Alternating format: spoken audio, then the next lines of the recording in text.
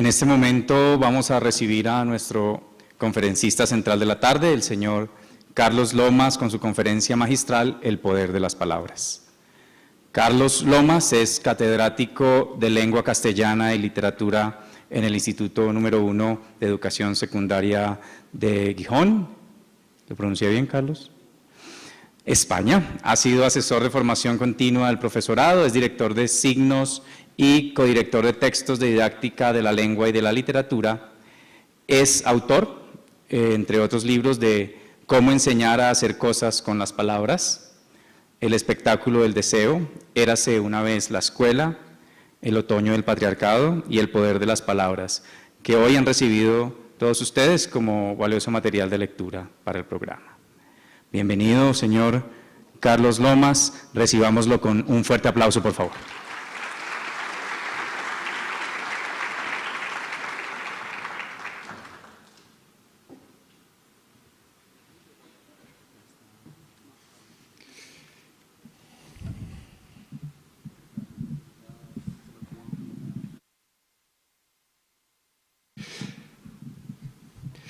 Buenas tardes. Decía la escritora española María Teresa León que mi patria son los míos. Si mi patria son los míos, entonces Colombia también es mi patria. O quizá, por decirlo con más precisión, mi matria latinoamericana junto con México. Aquí, en este difícil y hermoso país, he sentido el aprecio y el cariño de la gente. Y he disfrutado de interminables conversaciones, a la vez que he compartido y comparto utopías educativas y sociales con el magisterio colombiano. Por ello, volver otra vez a Colombia es para mí un inmenso placer y a la vez una oportunidad de compartir con ustedes la esperanza de un futuro en el que al fin se abran las puertas a la paz, a la equidad y a la justicia, porque ese es su derecho y ese derecho nadie debe arrebatárselo. Me gustaría comenzar mis palabras enunciando algunos interrogantes en la esperanza de que en la búsqueda de respuestas a esos interrogantes encontremos esas respuestas que nos ayuden a entender algo mejor las cosas. Interrogantes como los siguientes. Por favor. ¿Qué debe saber un alumno o una alumna para usar y entender las palabras de una manera correcta, adecuada, coherente y eficaz en los diferentes contextos y situaciones de su vida personal y social? Y en lo que se refiere a la educación lingüística o la enseñanza del lenguaje, ¿qué debe saber y saber hacer el profesorado para enseñar a usar las palabras en las aulas de la educación básica y media, o de la educación básica, secundaria o preparatoria? Otros interrogantes. ¿Saben hablar nuestras alumnas y nuestros alumnos? ¿Cómo hablan? ¿Cómo desea la escuela que hablen? ¿Se hablan las clases de lengua o, por el contrario, la clase de lengua empieza con las palabras del profesor o de la profesora que dice «Silencio, por favor, empieza la clase de lengua»? ¿Solo se hablan las clases de lenguaje? ¿Y qué significa eso de hablar bien? ¿Quién determina lo que es hablar bien? ¿Quién sanciona el uso legítimo del lenguaje en nuestras sociedades? ¿Qué papel juegan los usos orales en la escuela, los usos de origen del alumnado y los usos que predica y exhibe la escuela como legítimos? Son debates sociolingüísticos de una enorme riqueza a los que les invito. Y en relación con la lectura y con la comprensión lectora, ¿saben leer y entienden lo que leen? ¿Qué textos e hipertextos leen? ¿En qué contextos? ¿Solo en los contextos escolares? ¿Textos impresos o electrónicos y digitales? ¿Entienden lo que leen? ¿Y las tareas de la lectura y del entendimiento o de la comprensión lectora solo en las clases de lenguaje? ¿O no será más bien que todo profesor y toda profesora, independientemente de la materia que imparta, es profesor y profesora de lenguaje? ¿O es que los profesores de historia o de biología enseñan con gestos?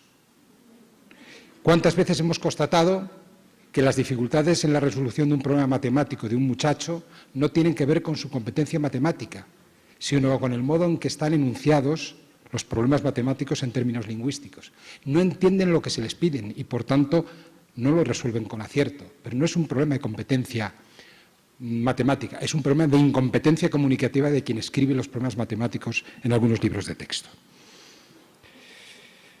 Si miramos hacia atrás sin ira y analizamos y evaluamos la evolución en el ámbito de la investigación didáctica en lenguaje, veremos que en las últimas décadas asistimos a una transición entre los denominados enfoques formales o gramaticales de la enseñanza del lenguaje y los denominados enfoques comunicativos y socioculturales de la educación lingüística y literaria. En ese sentido, por una parte, la evolución de las ciencias del lenguaje, o si lo prefieren, de las diferentes lingüísticas, nos ofrece un panorama que trasciende el enfoque formal e inmanente de la lingüística estructural y generativa y que a través de las aportaciones de la pragmática, del análisis del discurso, de la sociolingüística o de la lingüística del texto, se ocupa del estudio de los usos reales de las personas en contextos reales de comunicación y de intercambio. Y, por tanto, el objeto de estudio de estas disciplinas de orientación pragmática y sociolingüística son las prácticas sociales del lenguaje, el uso del lenguaje en contexto, y no tanto el sistema abstracto inmanente de la lengua o la competencia lingüística o gramatical, tal y como la enseñara Chomsky. Por tanto, si por una parte vemos la evolución en el ámbito de las ciencias del lenguaje y por otra la evolución en el ámbito de la investigación didáctica en lenguaje y finalmente los cambios que se han producido en los currículos y lineamientos curriculares, tanto en España como a este lado del océano, en Colombia y en el resto de los países latinoamericanos, realmente constatamos que podemos decir que estamos asistiendo a un tránsito entre un enfoque formal que pone el énfasis en la competencia gramatical de los estudiantes a un enfoque comunicativo y sociocultural que pone el énfasis en la competencia comunicativa del alumnado. ¿Sí?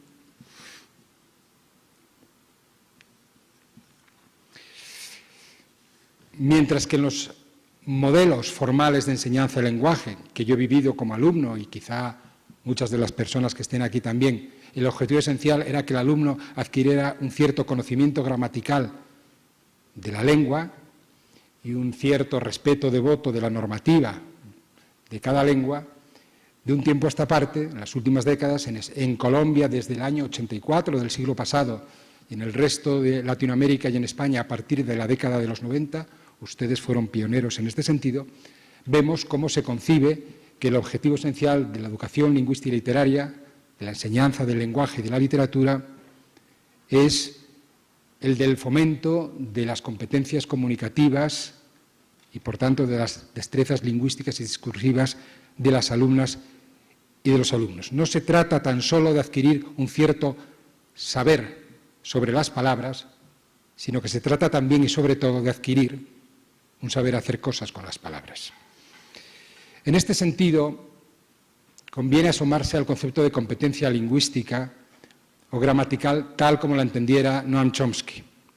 Noam Chomsky entendía, por favor, la diapositiva, la competencia gramatical o lingüística como la capacidad innata, es decir, como la capacidad biológica de la especie humana, de un hablante y oyente ideal para emitir y comprender un número ilimitado de oraciones en su lengua a partir de un conjunto de reglas morfosintácticas en una comunidad de habla homogénea. Y yo les pregunto, como docentes de lenguaje que son, ¿tienen en las aulas hablantes y oyentes ideales? ¿Es Colombia una comunidad de habla homogénea? ¿Solo se habla una lengua en Colombia? No existen los dialectos geográficos, los registros, los sociolectos, los estilos, las jergas, el argot. Lo que caracteriza la comunicación humana y el uso lingüístico es su radical diversidad y heterogeneidad. Las comunidades de habla son esencialmente heterogéneas y diversas. Por tanto, Chomsky construye el concepto de competencia gramatical para edificar la lingüística generativa y ocuparse de los aspectos más inmanentes y abstractos del lenguaje, pero menosprecia como objeto de estudio lingüístico la actuación lingüística, la performance. eso que a nosotros nos interesa como docentes de lenguaje, la mejora de la actuación lingüística, de la conducta comunicativa de los alumnos y de las alumnas. Por otra parte, si la competencia lingüística o gramatical es, como afirma Chomsky, una capacidad innata para la que está dotada la especie humana, por razones biológicas, quizá sobramos todas las personas que estamos aquí. ¿Cómo enseñar aquello que es innato, que se adquiere de manera natural en contextos naturales de uso? ¿O es que el aprendizaje del habla a tempranas edades exige del aprendizaje formal en la escuela?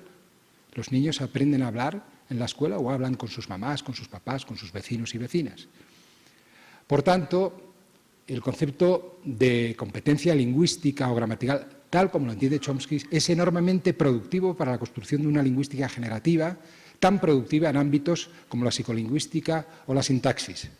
Pero es escasamente útil si lo que pretendemos es desarrollar las competencias comunicativas de nuestros estudiantes. Y por eso, la antropología lingüística y la etnografía de la comunicación, de la mano de autores como John Gumpert o Del Hymes, afirmaron que para comunicarse no es suficiente con conocer la lengua, el sistema lingüístico. Es necesario, por favor, saber cómo servirse de ella en función del contexto social. Veo que hay alguna dificultad con las transparencias. Y no hace falta ir a la década de los años 60 y 70 del siglo pasado y de la mano de la etnografía de la comunicación y de la sociolingüística interaccional y de autores como Del Hymes o John Gumpert, asomarse al concepto de competencia comunicativa para poner en tela de juicio el valor por sí solo del saber gramatical a la hora de impulsar destrezas comunicativas en nuestros estudiantes. Basta con leer a un lingüista chileno, Rodolfo Lenz, que hace más de un siglo dijo lo siguiente a propósito de la enseñanza de la gramática. Si conocer a fondo la gramática fuera condición indispensable para ser artista del lenguaje, poeta, escritor u orador, ¿por qué no son los mejores gramáticos a la vez los más grandes escritores? Sin duda, la irreverencia de la cita no invita a una lectura literal. Yo no predico el destierro de la gramática de las aulas, pero hay que ponerla en su sitio, hay que situarla en contexto y hay que ponerla siempre al servicio de la adquisición de destrezas comunicativas. La gramática por sí solo tiene interés para los gramáticos, que entre otras cosas cobran un salario por ello. ¿Qué es la competencia comunicativa? Ese concepto que acuñara Del Hymes y John Gumpert y que luego la investigación en didáctica de la lengua desarrollara efectos educativos, fundamentando así los denominados enfoques comunicativos y socioculturales que son hoy hegemónicos, al menos en la teoría, en la inmensa mayoría de los currículos y lineamientos curriculares, tanto en Latinoamérica como en Europa. Pues la competencia comunicativa, a juicio de Del Hymes, es todo aquello que un hablante debe saber y saber hacer para comportarse comunicativamente de una manera adecuada en los diferentes contextos de su vida personal y social. Y autores como Canal y Swain desarrollan este concepto, que, insisto, viene del ámbito de la antropología lingüística y de la etnografía de la comunicación, desarrollan estos conceptos con una finalidad educativa y desglosan el concepto de competencia comunicativa en 4 subcompetencias: la competencia gramatical o lingüística, la competencia textual o discursiva, la competencia sociolingüística y la competencia estratégica. Detengámonos brevemente en el análisis de cada una de estas competencias. La competencia gramatical o lingüística es, según Chomsky, acabamos de verlo, la capacidad innata para adquirir y hablar una lengua, o, en el sentido escolar de la expresión, el conocimiento académico de la gramática normativa de la lengua propia, de la lengua materna, en nuestro caso del español. El dominio de este conocimiento gramatical permite pensar en una cierta corrección expresiva. Dicho de otra manera, el conocimiento de la normativa ortográfica permite la escritura de textos correctos en términos ortográficos. Por otra parte, la competencia textual o discursiva hace referencia a los conocimientos y habilidades que se requieren para comprender y producir diferentes tipos de textos o prototipos textuales con coherencia y con cohesión. Estos conceptos de coherencia y cohesión son esenciales y vienen al ámbito educativo de la mano de la lingüística del texto. ¿Cuántas veces encontramos alumnos y alumnas que escriben textos correctos ortográficamente pero ausentes de coherencia y cohesión semánticas? O por el contrario, alumnos y alumnas que escriben con un cierto desaliño expresivo, con un cierto desacuerdo ortográfico y, sin embargo, escriben textos que tienen una innegable coherencia semántica.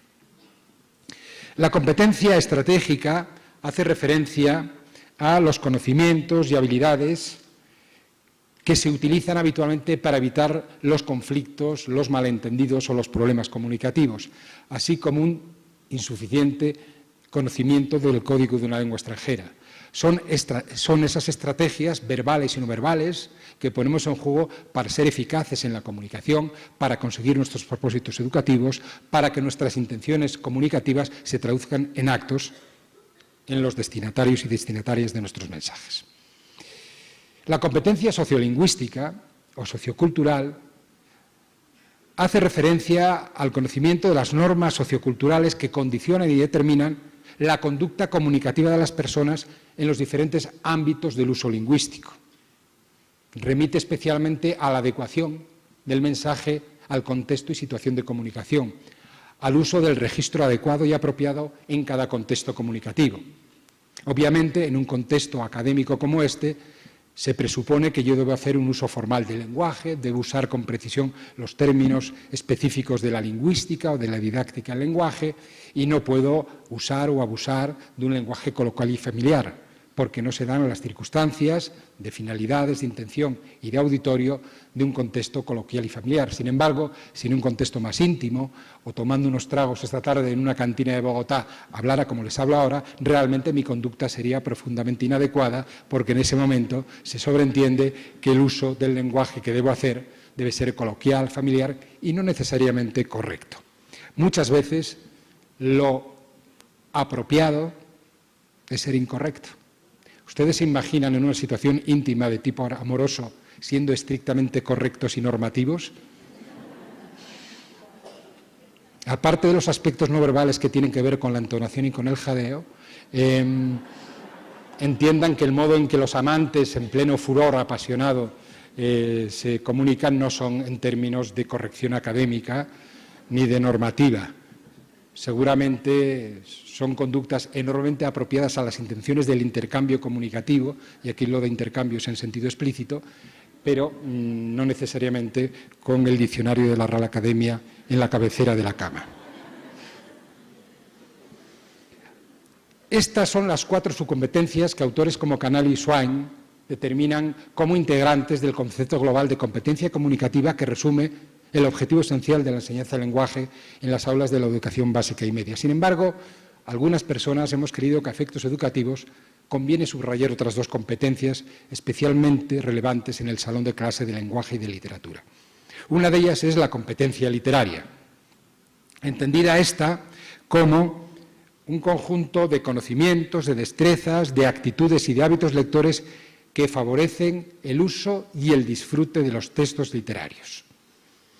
Y como nos gusta o no vivimos en el siglo XXI, hay que hablar también de la competencia mediática e hipertextual, que tiene que ver con un conjunto de conocimientos, de habilidades y de actitudes que favorecen el uso y la interpretación crítica de los textos, hipertextos y canales de los medios masivos de comunicación. Los textos y hipertextos de la prensa escrita y digital, del cómic o novela gráfica, del cine, de la televisión, en sus diversos géneros, informativos, concursos, series animadas, series narrativas, de los textos publicitarios o de Internet. Bien, en última instancia se trata nada más y nada menos de enseñar y aprender a saber qué decir a quién y cómo y cuándo decirlo de manera adecuada. Y en ocasiones también se trata de saber qué y cuándo callar. Fíjense en la dificultad de enseñar ese tipo de conocimientos, de destrezas y de actitudes. No es nada fácil aprender a saber qué decir a quién, cómo y cuándo decirlo de manera apropiada. Es sin duda más fácil aprender un concepto gramatical o un hecho literario. Estamos hablando de habilidades complejas que se adquieren de una manera lenta y gradual y que a veces llevan a la desesperación al magisterio por la dificultad de un sector significativo de sus estudiantes en adquirir destrezas básicas de comunicación que no sean las destrezas familiares y coloquiales de su grupo de iguales o de su familia. Pero ¿cuándo han sido fáciles las cosas en educación? Y por eso me gustaría citar unas palabras de Ferdinand de Saussure, del padre de la lingüística contemporánea, que hace ya un siglo dijo algo que sus discípulos no suelen recordar, y es que el lenguaje es una cosa demasiado importante como para dejársela a los lingüistas. Por si no fuera suficiente mi explicación, y por si no quedara claro el concepto de competencia comunicativa, vamos a dejar a un lado a Dale Hymes, a John Gumperz, a Michael Canal, a Merrill Sain, a los grandes teóricos del concepto de competencia comunicativa, tanto efectos antropológicos y lingüísticos como efectos educativos, y vamos a acompañar a Mario Benedetti a un congreso de lingüistas. Vamos a leer el siguiente texto en el que Mario Benedetti creo que expresa a la perfección el concepto de competencia comunicativa y define con claridad quién tiene competencia comunicativa y quién no la tiene. Dice así el texto: tras la cerrada ovación que puso término a la sesión plenaria del Congreso Internacional de Lingüística y Afines, la hermosa taquígrafa recogió sus lápices y sus papeles y se dirigió a la salida abriéndose paso entre un centenar de lingüistas, filólogos, semiólogos, críticos estructuralistas y deconstruccionistas, todos los cuales siguieron su garboso desplazamiento con una admiración rayana en la glosemática. De pronto, las diversas acuñaciones cerebrales adquirieron vigencia fónica. ¿Qué sintagma? ¿Qué polisemia? ¿Qué significante? ¿Qué diacronía? ¿Qué cetera ceterorum? ¿Qué zungespitze? Y el más atrevido dijo: ¿qué morfema? La hermosa taquígrafa desfiló impertérrita y adusta entre aquella selva de fonemas. Solo se la vio sonreír, halagada y tal vez vulnerable, cuando el joven ordenanza, antes de abrirle la puerta, murmuró casi en su oído: cosita linda.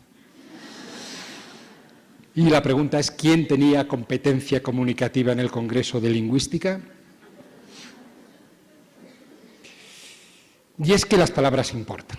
Como dice la lingüista Deborah Tannen, las palabras importan. Aunque creemos que estamos utilizando el lenguaje, es el lenguaje quien nos utiliza. De forma invisible moldea nuestra forma de pensar sobre las demás personas, sobre sus acciones y sobre el mundo en general. Por eso lo lingüístico es político y por eso en educación nada es inocente ni neutral. Y hay que estar a favor de unas cosas o de otras. Pero no existe la neutralidad ni la inocencia en la educación, como no existe el limbo de los justos ni el sexo de los ángeles. Y acudiremos ahora a un escritor español, a Juanjo Millás, quien nos recuerda que no se escribe para ser escritor ni se lee para ser lector. Se escribe y se lee para comprender el mundo, y nadie debería salir a la vida, y esa es la tarea que tenemos encomendada como docentes, sin haber adquirido esas habilidades básicas. Por eso, al enseñar a leer, al enseñar a entender, sí, por favor, siguiente diapositiva, gracias, y al enseñar a escribir, la escuela no solo contribuye al aprendizaje escolar de los contenidos educativos de las materias del currículo. No olvidemos que al aprender a leer, a entender y a escribir, el alumnado aprende también a usar el lenguaje escrito en su calidad de herramienta de comunicación entre las personas y entre las culturas. El significado del aprendizaje de la lectura y de la escritura en las aulas no es un significado estricta ni prioritariamente escolar. Es un significado subjetivo y cultural de una enorme dimensión política. Y esa es la tarea que tiene la escuela, una tarea alfabetizadora que va mucho más allá de la decodificación de las grafías y de la lectura literal para invitar al ejercicio del derecho a una lectura inferencial y a una lectura crítica de los textos del mundo que nos ha tocado vivir, como decía Paulo Freire. Y por eso, las actividades orientadas a fomentar la comprensión lectora, las tareas y actividades orientadas a identificar entre ideas principales y secundarias, entre información y opinión, entre datos e ideas, entre hechos y argumentos, las actividades orientadas a identificar la intención del autor, el tipo de texto del que se trate y el contexto de ese texto, son esenciales en todas las materias del currículo y no solo en las clases de lenguaje. Ojalá los colegas de matemáticas, de biología, de historia, se concibieran también como estudiantes del lenguaje y entendieran que el aprendizaje escolar de los contenidos de esas materias presupone el conocimiento de las formas del decir de esas materias. No es posible el éxito escolar y la competencia en cada una de las materias sin el dominio de las formas del discurso de la matemática, de la biología o de la historia. Y ese es un espacio de reflexión pedagógica que el profesorado del resto de las materias que no son lenguaje debiera acometer como propias. Y por eso las 1001 campañas de fomento de la lectura y de animación a la lectura, campañas como las de la librería de Ciudad de México Gandhi, Todos los escritores son iguales, libros para feministas, Mi libro es más grande que el tuyo, libros para hombres, Tráeme un libro, vieja, libros para machos, Toca mi libro, libros para pervertidos, Leer güey incrementa güey tu vocabulario güey. Y aquí van a entender perfectamente la distinción entre corrección y adecuación. Fíjense cómo lo correcto sería que yo leyera este texto con la entonación a la que invita, pero entiendan que en un contexto público y académico no sería muy adecuado. No quisiera pasar a la historia como el profesor que susurraba a sus colegas. Y en ese sentido diré arriba, abajo, mejor así, sí, sí, ya leíste el Kama Sutra. Gracias a los que se esfuerzan por leer. Y es que hay que leer. Como dice Daniel Pennac, hay que leer. Es una petición de principio. Por brillantes que sean nuestras argumentaciones, es solo una petición de principio. Aquellos de nuestros alumnos que hayan descubierto el libro por otros canales, por ejemplo, un contexto familiar y sociocultural privilegiado, seguirán lisa y llanamente leyendo. Los más curiosos guiarán sus lecturas por los faros de nuestras explicaciones más luminosas. Pero luego están los que no leen. Y entre los que no leen, los más listos sabrán aprender, como nosotros aprendimos, a hablar de ello. Sobresaldrán en el arte inflacionista del comentario. Leo 10 líneas, escribo 10 páginas. La práctica jíbara de la ficha, la pesca de la cita juiciosa, hoy con Internet es muy fácil. Sabrán manejar el escalpelo del análisis lineal y serán expertos en el sabio cabotaje entre los fragmentos selectos que lleva con toda seguridad al bachillerato, a la licenciatura, pero no necesariamente al amor al libro. Tengo muchos compañeros de estudios, tanto de bachillerato como de filología hispánica, que efectivamente se hicieron expertos en el sabio cabotaje entre los fragmentos selectos, tuvieron el éxito escolar que acreditó el bachillerato y la licenciatura en filología hispánica, pero no son gente que ame los libros ni esté apasionado por la lectura. Y luego, finalmente, y esto es lo que me preocupa especialmente, quedan los otros alumnos. Los que no leen y se sienten muy pronto aterrorizados por las irradiaciones del sentido. Los que se creen tontos, para siempre privados de libros, para siempre sin respuestas y, lo que es aún peor, pronto sin preguntas. ¿Y todo esto en qué se traduce? Pues en el derecho democrático a la lectura y a la escritura de nuestros estudiantes. No tengo tiempo, afortunadamente para ustedes, para contarles mi experiencia como enseñante en un instituto de educación secundaria en el norte de España, con alumnos y alumnas de 15 y 16 años. En el inicio del mes de septiembre les digo que las tareas de escritura que haremos en clase, la escritura de diferentes tipos de texto que van a ser objeto de estudio y de ejercicio práctico en las aulas, van a ser editados en un libro en formato impreso y electrónico. Y que, por tanto, aquello que van a escribir en clase va a tener una dimensión pública.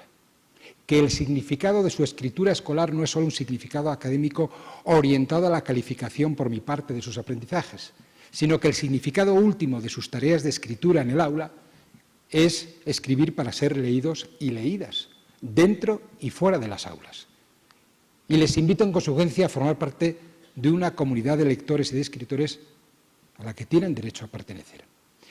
Y la estrategia es sencilla. Trabajamos los diferentes tipos o prototipos textuales, textos instructivos, textos narrativos, microrelatos, textos poéticos, tanto de tipo tradicional como de vanguardia, textos informativos, notas de prensa, entrevistas, reportajes, reseñas, comentarios, a partir de modelos textuales canónicos, para que a través del conocimiento de las convenciones de cada tipo de texto y de la imitación de las formas del decir del texto canónico que yo les presente, ellos sean capaces, a través de la imitatio retórica, de escribir textos propios. Y, por tanto, si les invito a escribir textos instructivos, les presento las instrucciones para subir una escalera de Julio Cortázar. O si les presento, si les invito a escribir poesía, pues les presento un texto de Luis Cernuda, un hermosísimo poema de amor, titulado Si el hombre pudiera decir cuánto ama. Y así sus textos narrativos. Si, por ejemplo, les invito a escribir microcuentos, microrelatos, relatos jíbaros, llámenlos como quieran, cuentos bala, pues ahí están los relatos de Gabriel García Márquez, de Juan José Millás, de Luis Mateo Díaz, de Augusto Monterroso o de María Suá. Y a partir de ellos escriben sus propios textos. Textos que me escriben que me entregan de manera manuscrita y que eventualmente algunos de ellos son leídos en público en clase, abriendo una tertulia literaria sobre lo que cada uno de ellos escribe. Cuando llega el mes de abril, a 2 meses de finalizar el curso escolar, yo les hago una propuesta de selección de textos para ser editados en formato de libro impreso y en formato electrónico, buscando el equilibrio de que al menos haya 2 textos de cada alumno y de cada alumna y de que los diferentes tipos de texto tengan un peso y un equilibrio en el índice del libro, de manera que no haya un desequilibrio y una asimetría entre un volumen numeroso de poemas y la ausencia de textos narrativos. A veces ellos o bien me sugieren que tal texto que yo les propongo no debe ser dado a la luz porque en él reflejaba su amor anónimo a una compañera de clase, o bien ellos mismos están mucho más satisfechos de los textos que escribieron y acordamos que quizá pues, la voluntad del autor es la determinante.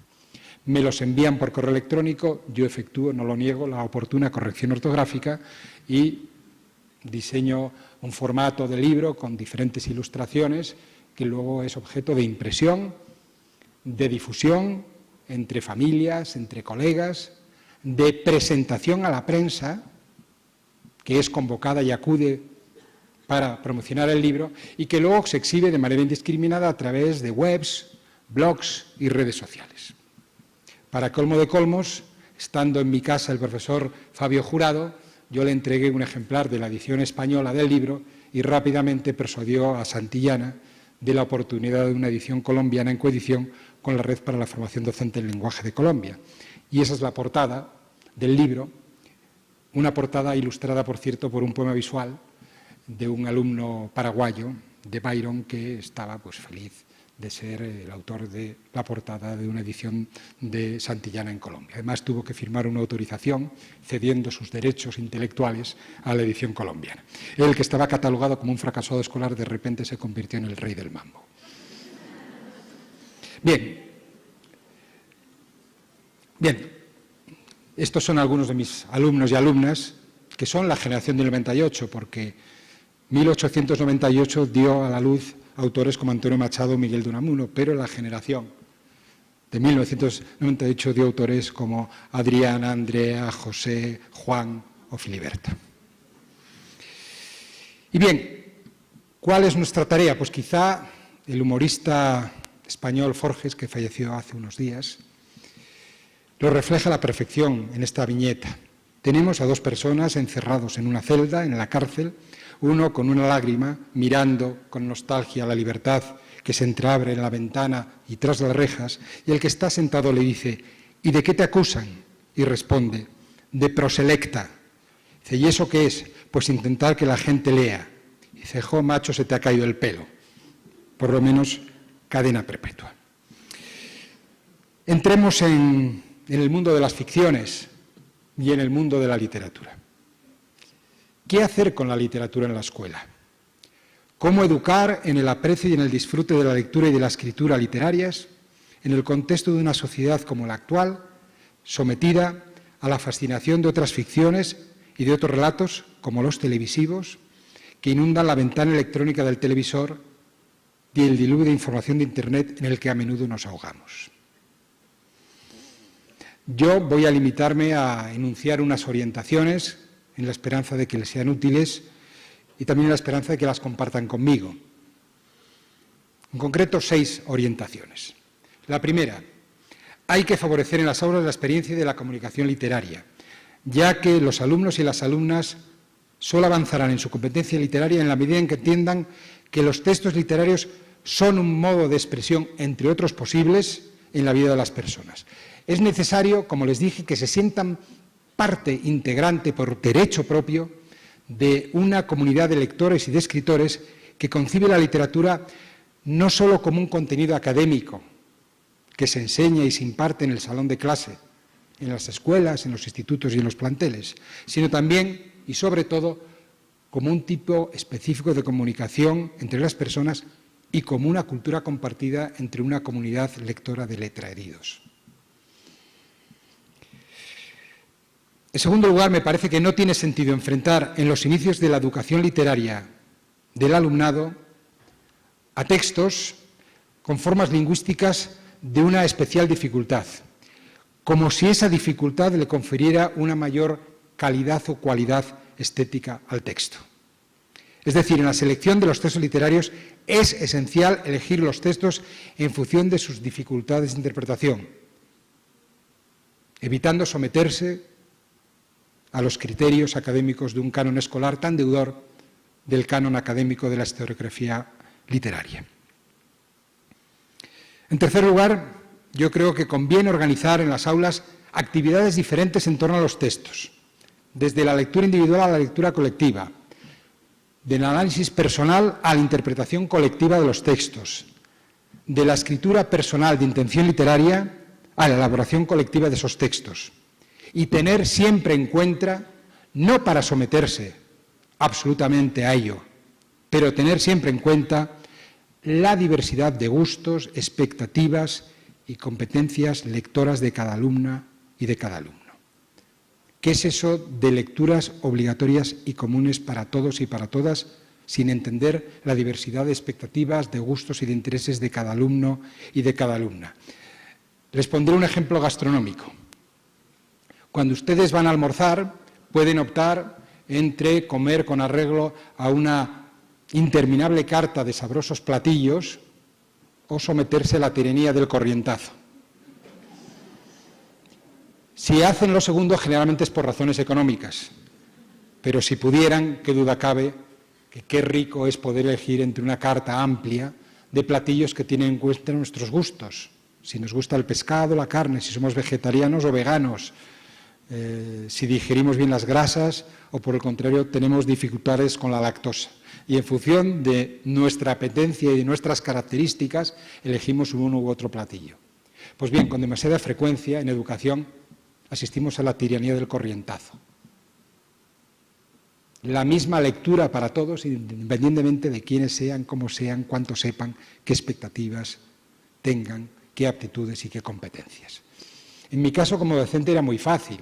En la biblioteca de aula yo repartía docenas de libros entre los pupitres y el alumnado hojeaba sus libros, les enseñaba a hacer lo que hacen los lectores en una librería, que es mirar el texto de las solapas o de la contraportada, donde aparece una sinopsis que nos orienta sobre el contenido e intención del título del que se trate, y asistía con pavor a un hecho innegable, al menos entre mis alumnos adolescentes y jóvenes en España.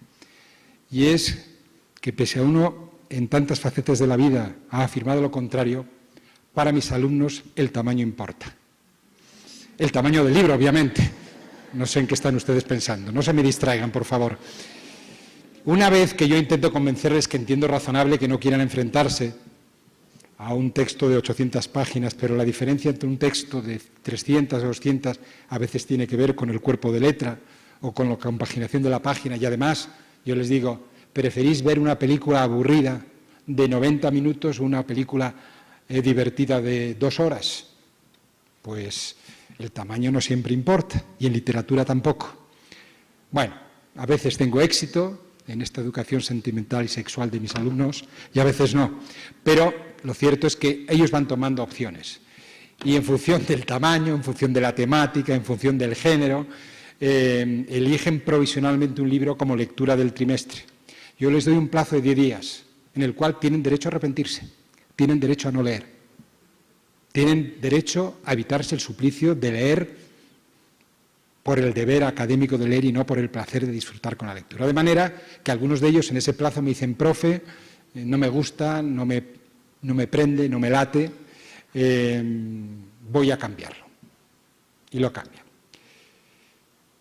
El alumnado lee el libro y luego establecemos un calendario de exposición oral de esa lectura. De manera que mis 25 alumnos de un grupo, en 25 ocasiones, uno a uno, van hablando en público y exponiendo a sus compañeros quién es el autor del libro, quién lo ha editado, en qué año, de qué trata, resumen el argumento, insinúan cuáles pueden ser las intenciones del autor, nos hablan de los personajes y de los conflictos que encarna ese libro.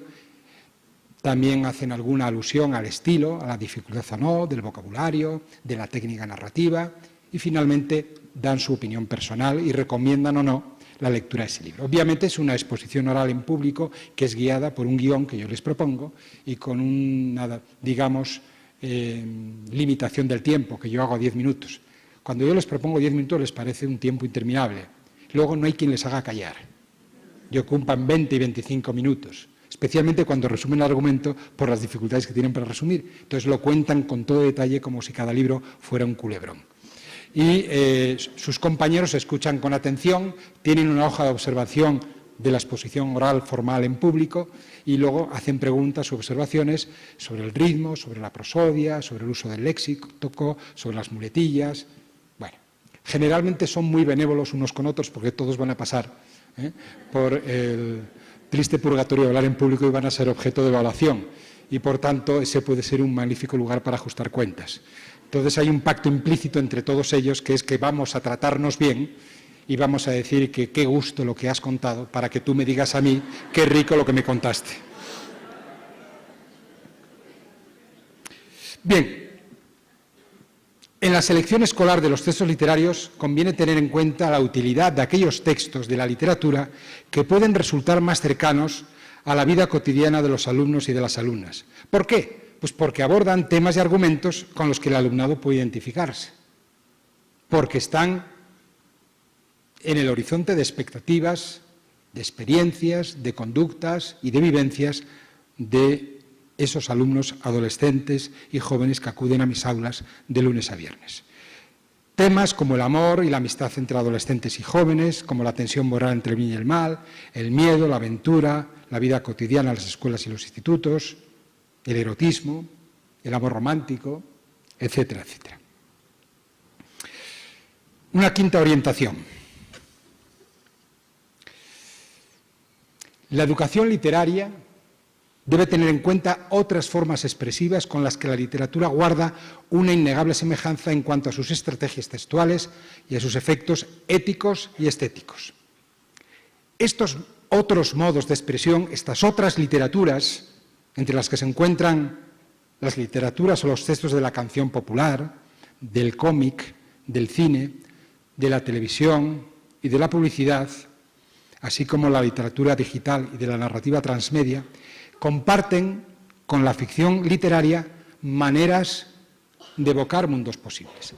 Hay que tender puentes entre las ficciones de masas y las ficciones literarias, entre las ficciones publicitarias, gráficas, televisivas o transmedia y las ficciones de la poesía, de la novela, de los cuentos o del teatro. Hay que eliminar las fronteras y los abismos que parecen separar los textos de la cultura popular de los textos de la cultura literaria, los textos de la cultura académica de los textos de la cultura cotidiana de las personas. Yo trabajo mucho, lo veremos luego en mi taller, el texto publicitario, donde la función poética de la que hablara Jacobson se manifiesta de manera continua. Pero se pueden hacer muchas otras experiencias. Por ejemplo, yo invito, y entiendan que el término invitar en términos educativos es un eufemismo, yo invito a mi alumnado a leer 2 cuentos de un libro del escritor gallego Manuel Rivas que se titula ¿Qué me quieres, amor? Un título, por cierto, que es un verso de Lope de Vega. 2 relatos breves, 2 cuentos titulados, uno La lengua de las mariposas y el otro Un saxo en la niebla. Repito, Un saxo en la niebla. Y la técnica es muy sencilla. Yo tengo, el centro escolar en el que trabajo tiene 30 ejemplares de ese libro de relatos de Manuel Rivas, que yo reparto de manera gratuita entre el alumnado, y si no es suficiente se da la favorable circunstancia de que hay alumnos que todavía compran libros o los descargan, no sé si legal o ilegalmente, de la red, o bien es verdad que hay un formato PDF de estos cuentos disponible en abierto en Internet. Y el reto es, esta noche, antes de conciliar el sueño, hay que leer La lengua de las mariposas, porque mañana vamos a hablar de La lengua de las mariposas. Como es un texto de apenas 8 o 10 páginas, la inmensa mayoría del alumnado lo hace. Y es muy fácil comprobar si lo han hecho o no, y no necesariamente haciendo un examen. A ver, Juan, dinos de qué habla La lengua de las mariposas. Pues, profe, trata de un maestro republicano que va a un pueblecito de Galicia y un niño que tiene mucho miedo de ir a la escuela, sin embargo, le toma un especial cariño a ese maestro, que es muy afectuoso. Sigue tú, María. Y cuando llegamos a Margarita y Margarita no sabe seguir, es que Margarita no lo leyó. No pasa nada, pero lo constatamos. Y luego hacemos lo que las personas hacen con los libros fuera de las aulas de literatura, que es hablar y conversar sobre lo leído. Y no en términos académicos, del uso de figuras retóricas, de aspectos métricos, de intertextualidad, no, de recrear y reapropiarse del contenido del texto y de aportar una interpretación personal del texto a lo que luego será la construcción de una interpretación colectiva del texto.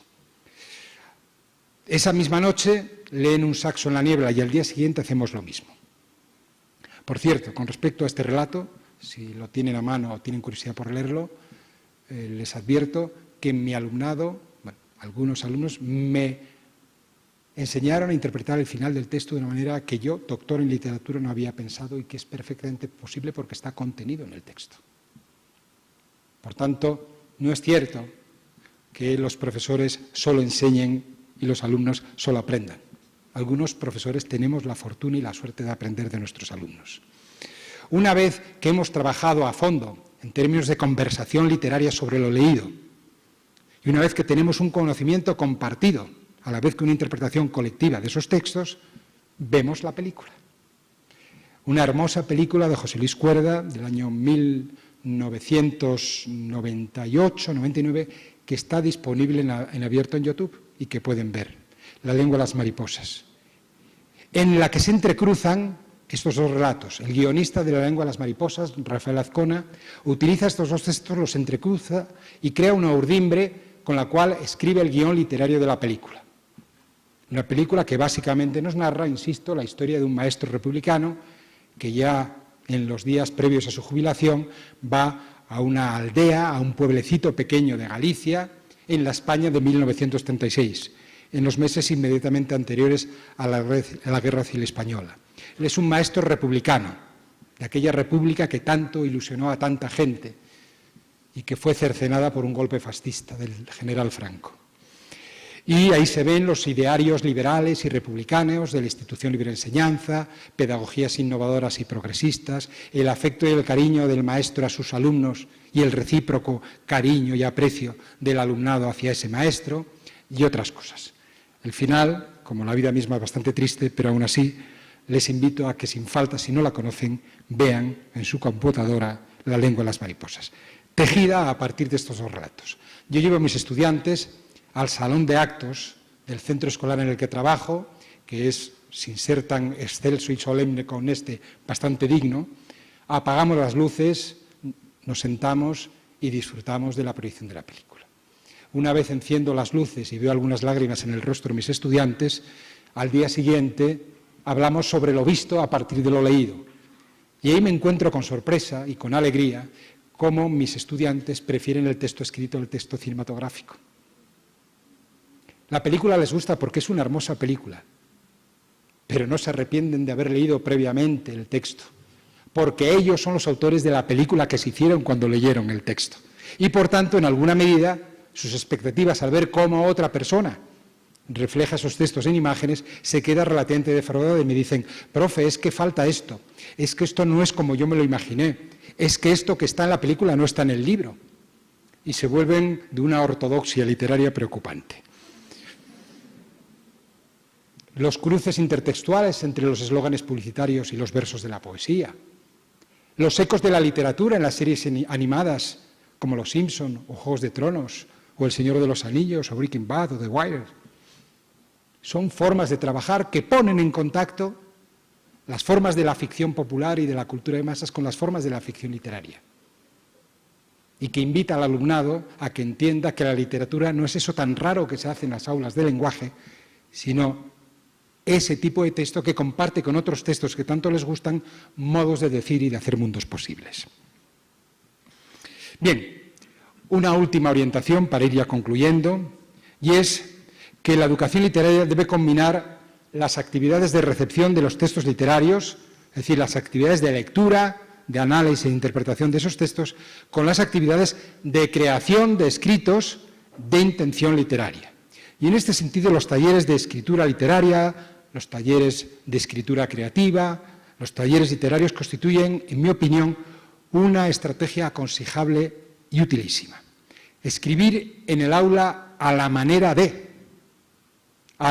los modelos expresivos de la tradición literaria, con la estrategia de la imitatio de los retóricos, o como un juego libre, el texto libre de Freinet, por ejemplo, o como una tarea efectuada a partir de consignas, el grupo Graphein, y de instrucciones textuales, textos escritos de manera individual o colectiva, es, en mi opinión, una forma eficaz de acercar al alumnado a la experiencia no solo de la lectura literaria, sino de la creación literaria, e invitarles así a un uso creativo del lenguaje. Cuando mis estudiantes publican su libro Pido la palabra, lo que publican son sus escritos, elaborados a partir de lecturas que actúan como modelos expresivos del buen decir literario. Bien, yo siempre he dicho que a menudo en el ámbito de la lingüística existe una corriente que es necesaria pero que a mí no me interesa nada, que es la lingüística forense. La lingüística forense es aquella que se ocupa de describir el lenguaje como si fuera un cadáver y disecciona sus vísceras fonológicas, sus entresijos sintácticos y sus gramáticas formales a la búsqueda de una lengua ideal que nadie habla y escribe. Pero hace tiempo que sabemos que el lenguaje no es un cadáver, es un cuerpo en acción, y como docentes tenemos que enseñar a mover ese cuerpo en diferentes contextos y situaciones de comunicación. Pues bien, también en este terreno pasa lo mismo con la literatura. Como nos dice el profesor Juan Mata, muchos profesores no han asumido de veras que su misión es formar lectores, arraigar la literatura en la vida de sus alumnos, para lo cual no siempre es apto el recurso a la filología. Indagar, analizar, clasificar o desmembrar es la obligación del cirujano, pero no es necesariamente la obligación del amante. Y esta ilustración de Francesco Tonucci resume muy bien lo que acabo de decir. Entonces, del libro que os habéis leído vais a hacer un resumen del primer capítulo, una ficha sobre el protagonista y apuntar 10 palabras difíciles. Y la niña dice, y pensar que me había gustado. Obviamente no estoy desterrando el sentido de actividades de lectura, análisis e interpretación, pero a partir de qué edades, en qué contextos y a través de qué técnicas estratégicas. Y en este sentido es bueno acudir a un paisano suyo, a Gabriel García Márquez, que escribió en sus memorias: recuerdo con la misma gratitud al profesor de literatura del colegio, un hombre modesto y prudente que nos conducía por el laberinto de los buenos libros sin interpretaciones rebuscadas. Este método posibilitaba a sus alumnos una participación más personal y libre en el milagro de la poesía. En síntesis, un curso de literatura no debería ser más que una buena guía de lecturas. Cualquier otra pretensión, por ejemplo, la de enseñar a tempranas edades la historia sagrada de la literatura nacional, no sirve más que para asustar a los niños. Bien, y es que conviene no olvidar que ser lector o lectora no es lo mismo que estudiar literatura. De la misma manera que formar lectores y lectoras no es igual que enseñar historia de la literatura. ¿Cuánta gente odia la lectura y el disfrute de los textos literarios por el modo en que se le ha enseñado y por el modo en que ha aprendido literatura? Y no lo olvidemos, el placer de leer es a menudo incompatible con el deber de estudiar. Y en este sentido, conviene, quizá, compartir la hipótesis de Cécile Ladjali, una profesora en los suburbios de París, que trabaja con estudiantes, adolescentes y jóvenes de inmigrantes, casi siempre africanos y magrebíes, que dice que quizá la tarea del profesorado no deba ser otra que ir a la contra, enfrentar al alumno con la alteridad, con aquello que no es él, para que llegue a comprenderse mejor a sí mismo. Y de nuevo el humorista Forges describe la tarea del docente de lenguaje y de literatura de esta manera. Tenemos a un señor detrás de una computadora que pregunta a una mujer ya con los cabellos absolutamente disparatados, profesión, y ella responde: animadora, educadora, actriz, maestra, psicóloga, guía turística, acompañante, traductora, ponente, lingüista, psiquiatra, diseñadora, formadora, escritora, dibujante, gesticuladora y paseante. El hombre, delante de la computadora, dice: todo eso no cabe. Y ella dice: pues ponga profe de español, que es lo mismo. Y es que hemos de ser conscientes de los límites de la educación. Y en este sentido, no olvidemos que la educación sobrevive entre el deseo y la realidad, entre lo que podría hacerse y lo que en realidad puede hacerse, entre lo ideal y lo posible, y a menudo entre el querer y el poder. Quisiera acabar con unas palabras en defensa de la literatura y de la educación literaria del poeta español Luis García Montero. Cuando se habla de si es útil o no aprender y enseñar literatura, Luis García Montero responde: nada más útil que la literatura, porque ella nos convierte en seres libres al demostrarnos que todo puede ser creado y destruido, que las palabras se ponen una detrás de la otra como los días en el calendario, que vivimos, en fin, en un simulacro, en una realidad edificada, como los humildes poemas o los grandes relatos, y que podemos transformarla a nuestro gusto, abriendo o cerrando una página, sin humillarnos a verdades aceptadas con anterioridad. Porque nada existe con anterioridad, solo el vacío, y todo empieza cuando el estilete, la pluma, el bolígrafo, las letras de la máquina o el ordenador se inclinan sobre la superficie de la piel o del papel para inaugurar así la realidad. Finalmente, y aunque he puesto un especial énfasis en los aspectos comunicativos y socioculturales de la enseñanza del lenguaje, no olviden que aludí antes a que lo lingüístico es político. Y en ese sentido, no conviene nunca olvidar la urgencia de una ética democrática de la comunicación. No se trata solo de enseñar a saber hacer cosas con las palabras, sino de hacer cosas con las palabras con determinadas intenciones impregnadas de un sentido ético y democrático. Porque si enseñamos a las personas a usar con competencia las palabras para engañar, manipular o mentir, maldita tarea la nuestra. Y por ello, la educación debería contemplar, hacia atrás, la educación debería contemplar como un objetivo esencial el afán ético de convertir a las palabras y a las lenguas en herramientas de comunicación y de convivencia democrática entre las personas y de educar en una lectura crítica de los usos manipuladores y discriminatorios de los que es objeto el lenguaje. No olviden que, como decía Humberto Eco, el lenguaje humano es el único en el que es posible mentir. Y en este sentido, y ahora sí, conviene leer juntos y juntas estas palabras del poeta José Ángel Valente. Y es que más allá de nuestro sueño, las palabras que no nos pertenecen se asocian como nubes que un día el viento precipita sobre la tierra para cambiar no inútilmente el mundo. Y eso nos invita a reflexionar finalmente sobre el oficio de maestra y sobre el oficio de maestro. Y es que en este sentido no conviene olvidar que el oficio de maestra y el oficio de maestro no es un oficio cualquiera, ni cabe en él otra actitud que no sea la de la pasión, la de ese amor desinteresado del que habla Steiner y la del compromiso. Porque, como escribiera Paulo Freire, no olviden que no solo enseñamos lo que sabemos, sino también y sobre todo lo que somos. Muchas gracias.